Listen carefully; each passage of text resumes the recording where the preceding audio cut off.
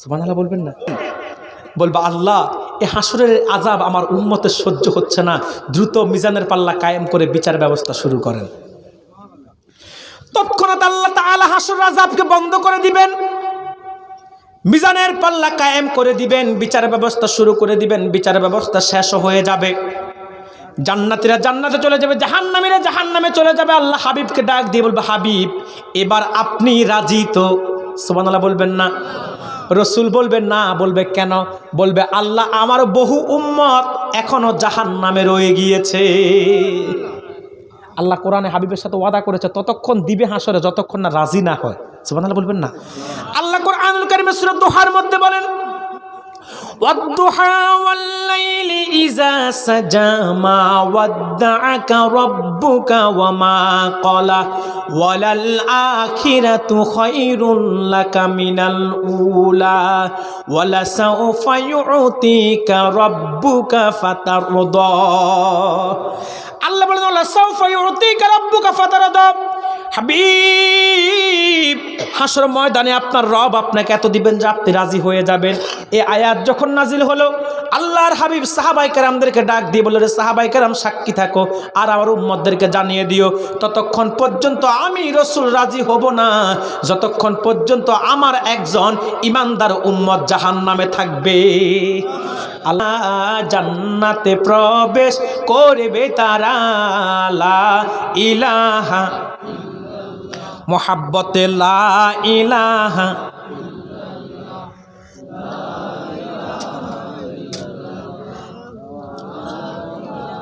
সুবহানাল্লাহ ওয়ালহামদুলিল্লাহ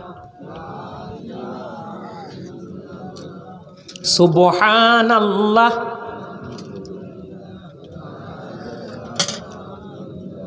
সুবহানাল্লাহ ওয়ালহামদুলিল্লাহ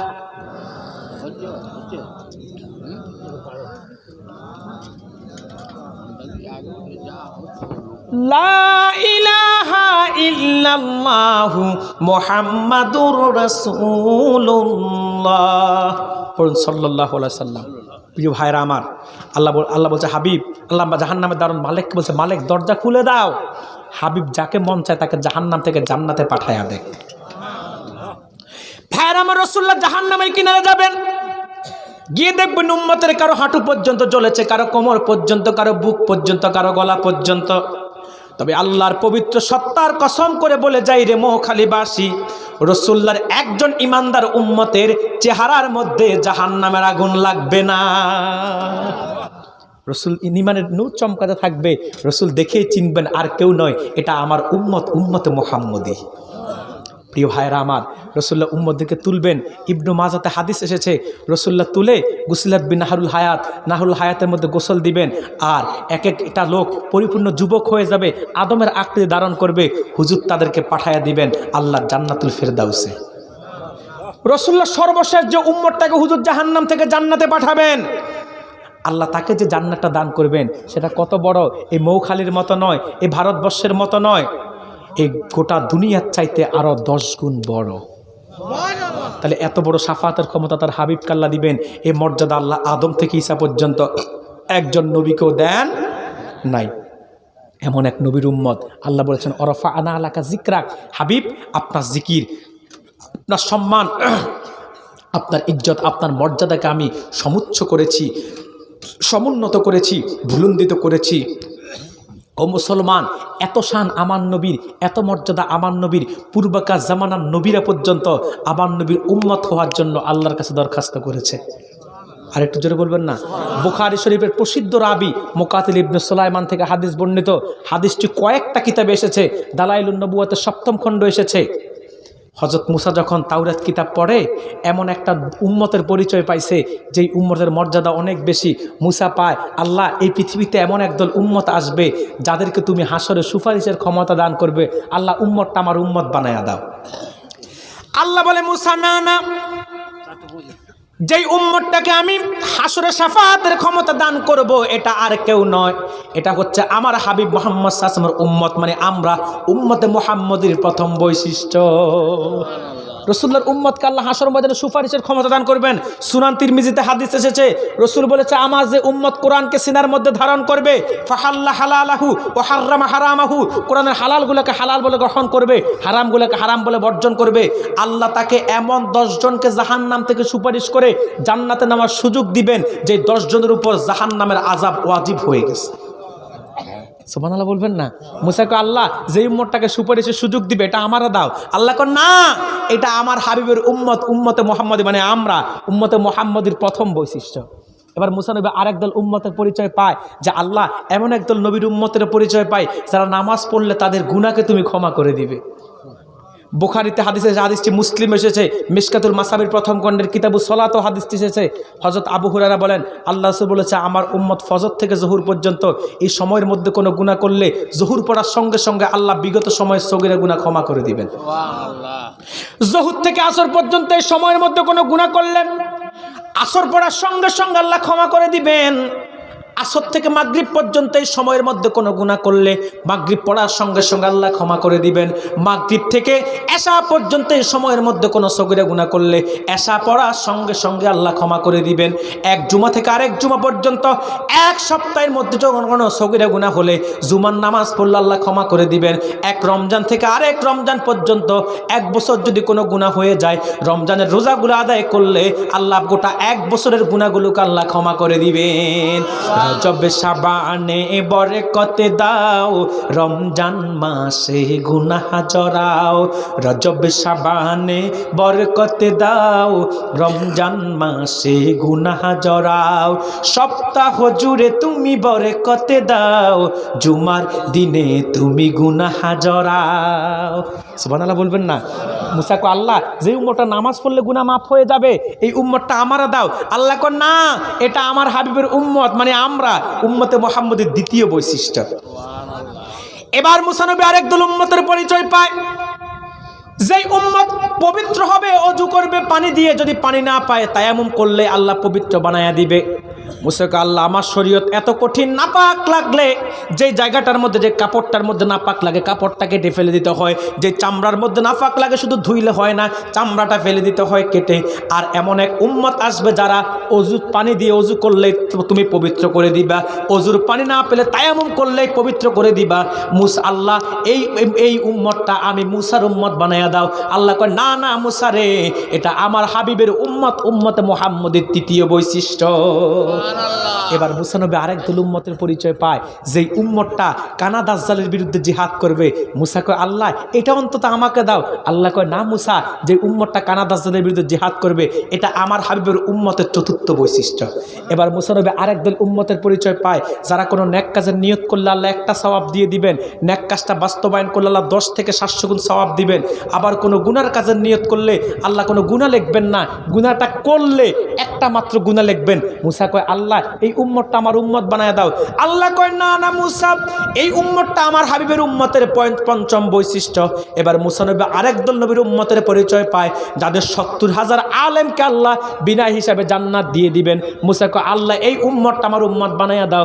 আল্লাহ কয় না না মুসা, এটা আমার হাবিবের উম্মতের ষষ্ঠ বৈশিষ্ট্য। এবার মুসা নবী আরেক দল উম্মতের পরিচয় পায়, যারা হবে মুস্তাজাবুদ দাওয়াত, দোয়া করলেই আল্লাহ কবুল করে নিবে। মুসা কয় আল্লাহ এই উম্মতটা আমারা দাও। আল্লাহ কয় না মুসা, যে উম্মতটা হবে মুস্তাজাবুদ দাওয়াত, দোয়া করলেই আল্লাহ কবুল করে নিবে, এটা আমার হাবিবের উম্মতের সপ্তম বৈশিষ্ট্য। এবার মুসা নবী আরেক দল উম্মতের পরিচয় পায়, যে নবীর উম্মতের কাজ হচ্ছে তা'মুরুনা বিল মা'রুফ ওয়া তানহাউনা আনিল মুনকার, মানুষদেরকে সৎ কাজে আদেশ দিবে, অসৎ কাজে বাধা দিবে। মুসা কয় আল্লাহ এই উম্মতটা আমাকে দাও। আল্লাহ কয় না না মুসা, যেই উম্মতটা মানুষকে সৎ কাজে আদেশ দিবে, অসৎ কাজে বাধা দিবে, এটা আর কেউ নয়, এটা আমার হাবিবের উম্মতের অষ্টম বৈশিষ্ট্য, মানে আমাদের। বলেন সুবহানাল্লাহ। 8 বার যখন মুসা নবী নাখোশ হয়ে গেল, নবমবার মুসা নবী কয় আল্লাহ উম্মত চাই না, উম্মত চাই না, হাত্তা তামান্না ই মুসা আইয়াকুনা মিন উম্মতি মুহাম্মদি। আল্লাহ উম্মত চাই না, উম্মত চাই না, আমি মুসাকে তুমি মুহাম্মদ সাল্লাল্লাহু আলাইহি সাল্লামের উম্মত বানায়া দাও। এই ঘটনা ঈসা নবীর জানা ছিল।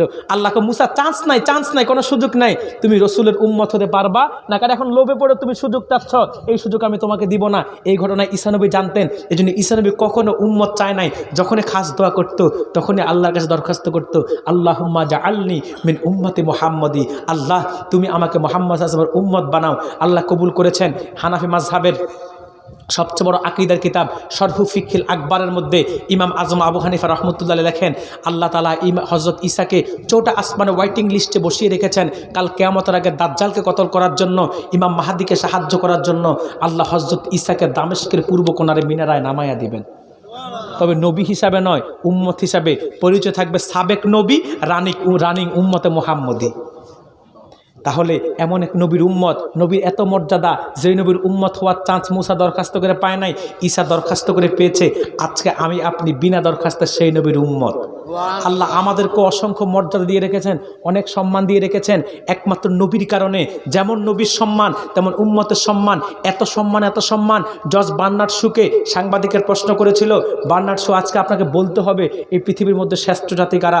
জজ বার্নার্ড শু বলল, আমি বলতে পারবো না, বললে তো আমার ধর্ম ঠিক থাকবে না। বললো না, আপনাকে বলতেই হবে, আপনি যা বলবেন আগামীকাল সেটাই প্রচার করব, সেটাই পাবলিশ হবে। জজ বার্নার্ড শু বলল, সাংবাদিকরা যেহেতু ছাড়ছই না, তাহলে বলে দিচ্ছি পৃথিবীতে শ্রেষ্ঠ করা। শুনে রাখো, এই পৃথিবীতে সর্বশ্রেষ্ঠ হচ্ছে মুহাম্মদের উম্মত, মুসলমান উম্মতে মুহাম্মদীরা। আবার সাংবাদিকরা পাল্টা প্রশ্ন করলো, জজ বার্নার্ড শু, উম্মতে মুহাম্মদী মুসলমান এত শ্রেষ্ঠ কেন? বলল দুটি কারণে। একটা হচ্ছে তাদের নবী হচ্ছে আখির জামানার নবী, সারওয়ারে কায়নাত, দুজাহানের বাদশাহ উম্মতে মুহাম্মদ সাল্লাল্লাহু আলাইহি সাল্লাম, তাদের নবী। আর দ্বিতীয় কারণ, তাদের ধর্মগ্রন্থ হচ্ছে সর্বশ্রেষ্ঠ আসমানি কিতাব মহাগ্রন্থ আল কোরআন। আবার প্রশ্ন করলো যে যেই কোরআনের কারণে মুসলমান এত শ্রেষ্ঠ, সেই কোরআনের মধ্যে কি আছে? এমন কোনো কথা নাই যেটা কোরআনে নাই, সব কথা আল্লাহ কোরআনে আলোচনা করেছেন। জজ বার্নার্ড শু তো সেই কথাটা সেদিনকার কথা বলেছে, আল্লাহ তো 1000 বছর আগেই বলে দিয়েছেন, ওয়ানাজ্জালনাহু আলাইকাল কিতাবা তিবিয়ানান লিকুল্লি শাইইন ওয়া হুদাও ওয়া রাহমাতাও ওয়া বুশরা লিল মুসলিমিন। মুহাম্মদ সাল্লাল্লাহু আলাইহি ওয়াসাল্লাম, আমি আপনার উপর এমন এক কিতাব নাজিল করেছি, তিবিয়ানান লিকুল্লি শাই আই কাশিফান লিকুল্লি শাই, যেখানে সকল বিষয়ের সুস্পষ্ট সমাধান আছে। আকাশের উপরের কথা আছে, তার নিচের কথা আছে, জমিনের উপরের কথা আছে, তার নিচের কথা আছে, ইতিহাসের কথা আছে, বিজ্ঞানের কথা আছে, বিজ্ঞানের যত শাখা, কি ফিজিক্স, কি কেমিস্ট্রি, কি বায়োলজি, কি হিলোজি, কি কসমোলজি, কি ভূতত্ত্ব, কি নৃতত্ত্ব, কি বোটানিক, একটা মানুষের ইহজাগতিক কল্যাণ এবং পরজাগতিক মুক্তির জন্য যত কথা প্রয়োজন, যত নীতি প্রয়োজন, কি অর্থনীতি, কি ব্যক্তিনীতি, কি সমাজনীতি, কি সংসার নীতি, কি যুদ্ধনীতি, কি নারী নীতি, কি শিক্ষানীতি, কি রাষ্ট্রনীতি, কি পররাষ্ট্রনীতি, সব কথা আমি আল্লাহ খুলে 30 পারা কোরআনের মধ্যে বর্ণনা করেছি। সব সমস্যার সমাধান দিতে পারে আল কোরআন। এই কোরআনের কারণে আর সর্বশ্রেষ্ঠ নবী পেয়েছি, এই কারণে আল্লাহ আজকে আমাদেরকে পৃথিবীতে সর্বশ্রেষ্ঠ জাতি বানায়া দিচ্ছে। আর আমাদের নবীর এত মর্যাদা, আল্লাহ বলেছেন ওরাফা আনা আলাকা জিকরাক, হাবিব আমি আপনার জিকিরকে সমুচ্চ করেছি, সমুন্নত করেছি। এখন ওই নবীর উম্মত হতে পেরে আমরা খুশি না বেজার? সর্বশ্রেষ্ঠ নবীকে পেয়ে আমরা খুশি না বেজার? উম্মতে মুহাম্মদের কাতারে শামিল হয়ে খুশি না বেজার? যেখানে দরখাস্ত করে মুসা চান্স পায় নাই, ঈসা দরখাস্ত করে চান্স পেয়েছে, আপনি আমি বিনা দরখাস্তে চান্স পেয়ে গেছি। এতে কি আল্লাহর শুকরিয়া আদায় করার দরকার আছে না নাই? এই যে আজকে এত সুন্দর জলসা আয়োজন করেছেন, নিশ্চয় এটা তো নবীর মুহাব্বতে, নিশ্চয় এটা তো আল্লাহর মুহাব্বতে, ইসলামের মুহাব্বতে, দ্বীনের মুহাব্বতে, কোরআনের মুহাব্বতে। এই মুহাব্বত কি শেষ হয়ে যাবে না চলতে থাকবে? মৃত্যু পর্যন্ত আল্লাহকে মুহাব্বত করে যাব, রাজি আছি তো? মৃত্যু পর্যন্ত নবীকে মুহাব্বত করবো, রাজি আছি তো? মৃত্যু পর্যন্ত কোরআনকে মুহাব্বত করবো, রাজি আছি তো? কারা কারা হাত তুলে আল্লাহকে দেখান, হাত নামান যদি মুহাব্বত করে থাকি। ও প্রিয় ভাইরা, রাসূলুল্লাহকে প্রশ্ন করেছিল যে কোন সময়ে দোয়া কবুল হয়? হুজুর বলছে 2টা সময়, একটা 5 ওয়াক্ত নামাজের পর, আর একটা জাউফাল লাইল, রাতের শেষ সময়ে। এই রাতের শেষ সময়টা এখন, এই সময় বান্দা যা চায় আল্লাহ তাই দিয়ে দেন। আজকে এই সময়ে আমি মুসাফির আপনাদেরকে নিয়ে একটু পরে, কয়েক মিনিট পরে হাত তুলব। তার আগে আমি আপনাদের কাছে একটু হালকা করে একটু চাইবো এই মাহফিলের জন্য, শুধু শেষরাতের বরকতটা হাসিলের জন্য। মুসাফির দোয়া করে দিব, দোয়া কবুলের সময় ভাগ্য যদি ভালো হয় আল্লাহ কবুল করে নেবে। খুব বেশি না, কালেকশন আগে হয়ে গেছে, কালেকশন হয়নি, তবে কালেকশন হবে পরে। তবে আমি নগদে আপনাদের কাছে কিছু চাইবো, খুব বেশি নয়, 1000 টাকা করে। কোরআনটা 30 পারা, 30 জন লোক।